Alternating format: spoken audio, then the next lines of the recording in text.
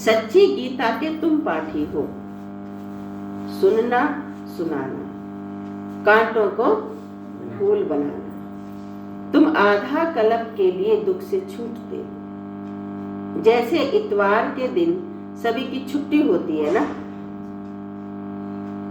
ऐसे आधा कल्प तुम दुख से रोने पीटने से छूट जाते।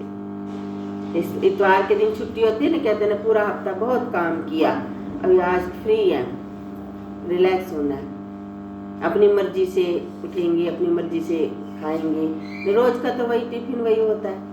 ऐसे बाबा कहते आधा कल्प के दुख से रोने पीटने से तुम छूट जाओगे। संगम युग है। अच्छा, मीठे मीठे सिकील दे बच्चों प्रति माता पिता बाप दादा का याद प्यार और गुड मॉर्निंग। रूहानी बाप की रूहानी बच्चों को नमस्ते। रूहानी बच्चों की रूहानी बाप दादा को नमस्ते नमस्ते नमस्ते। धारणा के लिए मुख्य सार। पहला पॉइंट, कर्म बंधन से मुक्त हो। रूहानी पढ़ाई रोज पढ़नी है। भगवान पढ़ा रहा है तो ये पढ़ाई रोज पढ़नी है।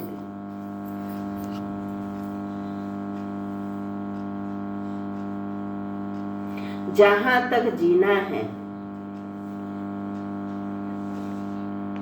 पढ़ाई जरूर पढ़नी है। जब तक तन में सांस है पढ़ते रहना है।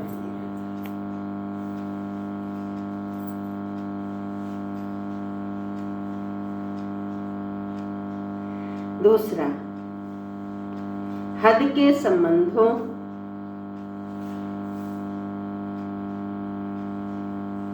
व देह से मोहों का त्याग कर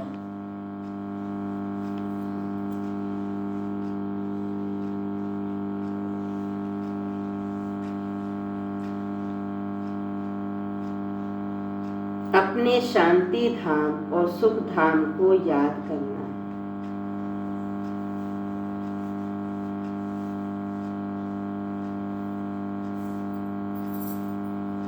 संग दोष से अपनी संभाल करनी है।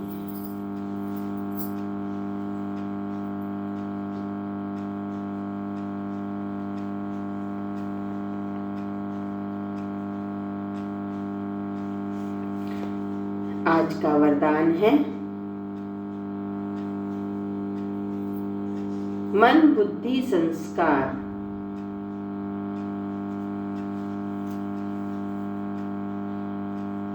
व सर्व कर्मेंद्रियों को नीति प्रमाण चलाने वाले।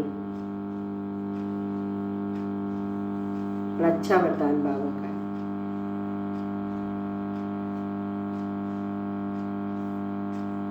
स्वराज्य अधिकारी भव। मन बुद्धि संस्कार व सर्व कर्मेंद्रियों को नीति प्रमाण चलाने वाले स्वराज्य अधिकारी भव।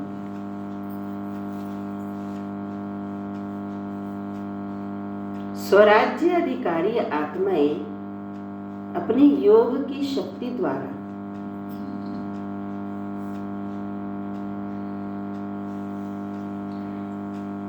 हर कर्मेंद्रिय को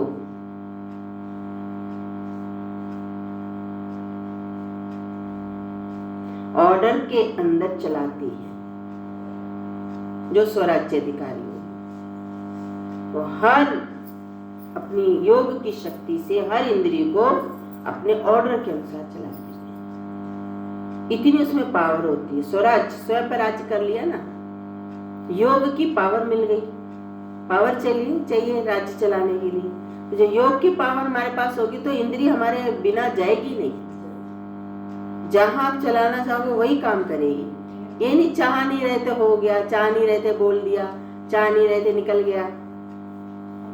कंट्रोल अपने अनुसार चलाएगी। न सिर्फ स्थूल कर्म इंद्रियां,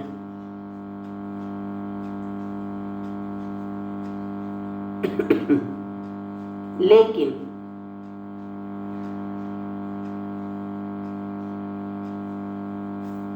मन, बुद्धि, संस्कार भी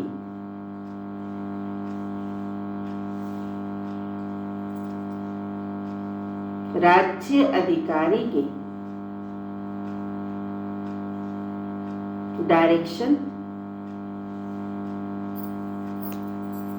अथवा नीति प्रमाण चलते हैं। समझ में आई ये बात?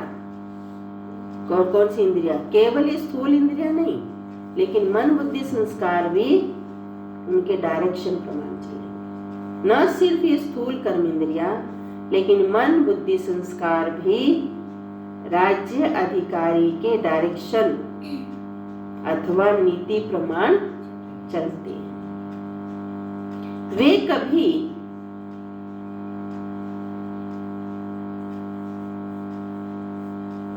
संस्कारों के वश नहीं होते।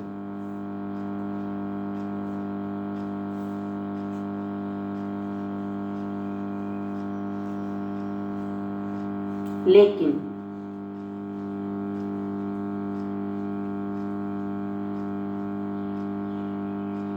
संस्कारों को अपने वश में कर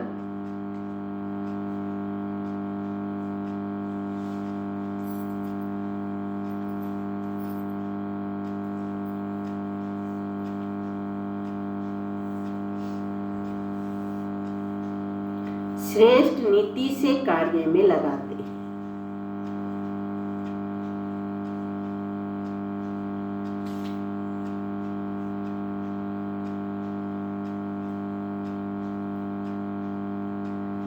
श्रेष्ठ संस्कार प्रमाण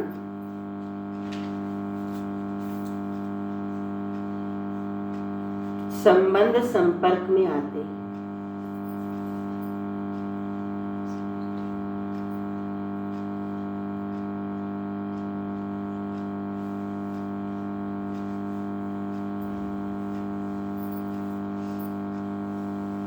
स्वराज्य अधिकारी आत्मा को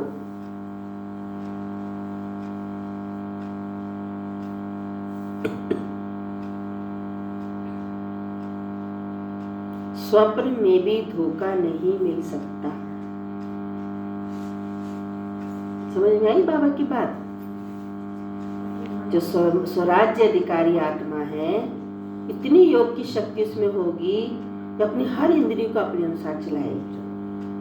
और इंद्रिय में केवल स्थूल कर्म इंद्रिय नहीं, लेकिन मन, बुद्धि, संस्कार भी उसी के अनुसार चलेंगे। जो वो डायरेक्शन देगी, जो वो विधि बताएगी, उस अनुसार चलेंगे। वो कभी ये नहीं कहेंगे हमारा संस्कार है, हमारी आदत है, ये नहीं कहेंगे। कभी संस्कार के वश नहीं होंगे, ऐसे तो मेरी आदत है बोलने की, ऐसे तो मेरी आदत है करने की, नहीं।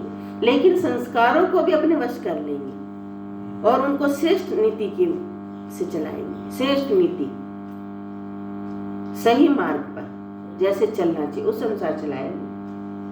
श्रेष्ठ संस्कार प्रमाण ही वो लोगों के संबंध संपर्क में आएंगे, क्योंकि संस्कार श्रेष्ठ बन गया, अपने वश कर लिया, उसी अनुसार वो लोगों से कार्य व्यवहार में आएंगे, तो उसे कभी धोखा नहीं मिल सकता। स्लोगन: निर्माणता की विशेषता को धारण कर लो। निर्माणता मतलब नम्रता। निर्माणता की विशेषता को धारण कर लो तो सफलता मिलती रहेगी।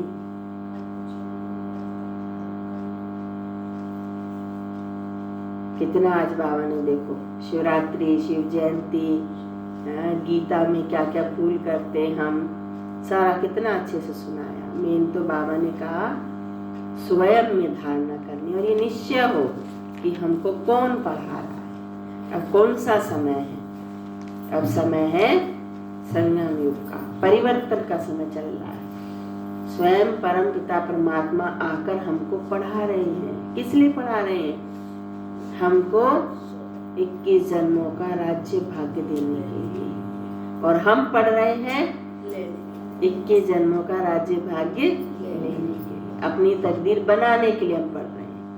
भगवान मेहनत कर रहे हमारी तकदीर बनाने के लिए, हम मेहनत कर रहे हैं अपनी तकदीर बनाने के लिए। तो ये निश्चय हो कि स्वयं भगवान पढ़ा रहे हैं, निराकार विचित्र पढ़ा रहा है। पढ़ने वाली आत्मा भी मैं विचित्र हूँ। बाबा कहते हैं, बाबा का भी चित्र बनाते हैं, आत्मा का भी चित्र बनाते हैं, पर वो पिता है ना, इसलिए उसका थोड़ा बड़ा चित्र बना देते हैं, आत्मा का थोड़ा छोटा शालिग्राम बनाते। बाकी आत्मा कभी छोटी बड़ी नहीं होती। आत्मा का साइज बाबा कहते एक ही है, बस अंतर इतना है, मैं सुप्रीम हूँ, जन्म मरण से नहीं आ रहा हूँ, कर्म भोग से नहीं आ रहा हूँ, मैं सदा सुप्रीम हूँ। तुम जन्म मरण कर्म के चक्कर में आते हो, तुम्हारी पावर कम होती है, तो कोई तो चाहिए ना पावर देने के लिए भी वापस, तो वो परमात्मा है। हम जब सुखी हो जाते हैं तो वो जाके घर बैठ जाता है। बाबा कहते मैं विश्रामी हो जाता हूँ। बच्चे सुखी हैं तो पिता परमात्मा घर निवास करता है। और जब द्वापर में हम थोड़े दुखी होते हैं, तब जो जो हमारी इच्छा होती है तो वो पूरी करता है, मनोकामना पूरी करता है। साक्षात्कार की इच्छा है, साक्षात्कार कराता है, कोई और इच्छा है तो वो पूरी करता है जो भी इच्छा। और जब ज्यादा ही परेशानी हो जाती है इतनी, फिर अपने धर्म पिताओं को भेजता है बीच बीच में, जाओ आप इनकी मदद करो, है ना। उनको भी तो वही भेजता है ना, पैगंबरों को धर्म पिता आते हैं। लेकिन जब सब आ जाते हैं धरती पर और सबके होते हुए भी बच्चे बिल्कुल गिरते ही जा रहे हैं, गिरते ही जा रहे हैं, दुखी हो गए, तो फिर वो सोचता है मुझे चलना पड़ेगा, तो फिर वो स्वयं आता है। और जब बिल्कुल अंधकार हो जाता है, घोर कलयुग, अंधकार में कलयुग हो जाता है, जब सब बच्चे अंधकार में ठोकरे खा रहे होते हैं, दुखी होते, कुछ दिखाई नहीं देता, दुख शांति में भटक जाते हैं, तो ऐसी घोर रात्रि में परमात्मा आता है। जब हम अपने से भी बेमुख हो जाते हैं, अपने पिता से भी बेमुख हो जाते हैं, कुछ दिखाई नहीं दे रहा, इतनी अज्ञान का अंधकार छा जाता है, तब फिर पिता परमात्मा इस अंधकार को मिटाने के लिए आता है। इसलिए कहते हैं ज्ञान सूर्य प्रगटा अज्ञान अंधेर ही नाश। तो इस अंधकार को तो ज्ञान सूर्य ही मिटा सकता है। छोटे छोटे बल्ब ये धर्म पिता उसने भेजे थे, लेकिन इनसे जब काम जितना चला चला, लेकिन अब इनसे काम नहीं चल रहा, तो फिर स्वयं ज्ञान सूर्य अवतरित होते हैं और हम में से ही एक साधारण मनुष्य तन का आधार लेते हैं और लेकर के हम आत्मा की जो उझाई हुई ज्योति है उसको जागृत करते हैं। रोज नित्य ज्ञान की बूंद बूंद हम पर डालते हैं। हम तो मंदिर में उसी पे बूंद डालने लग जाते हैं। वो तो सागर है, अनंत भंडार है, उसको उसकी जरूरत ही नहीं है, जरूरत तो हम सबको है। पर क्या होता है ना, जैसे अपने को भूख लगती होती है कभी, तो ये नहीं कहेंगे जब कहीं जाएंगे कि हमको भूख लगी है, तो दूसरे को कहेंगे अरे फलाने को खाना तो पूछो, अरे फलाने को पानी तो पूछो। ये नहीं कहेंगे मुझे पानी पूछो, मुझे खाना दो। ये कहेंगे फलाने को भाई खाना, तो खाने का टाइम है, खाना तो पूछ के आओ, खाना तो पूछो, उसको पानी तो पूछो।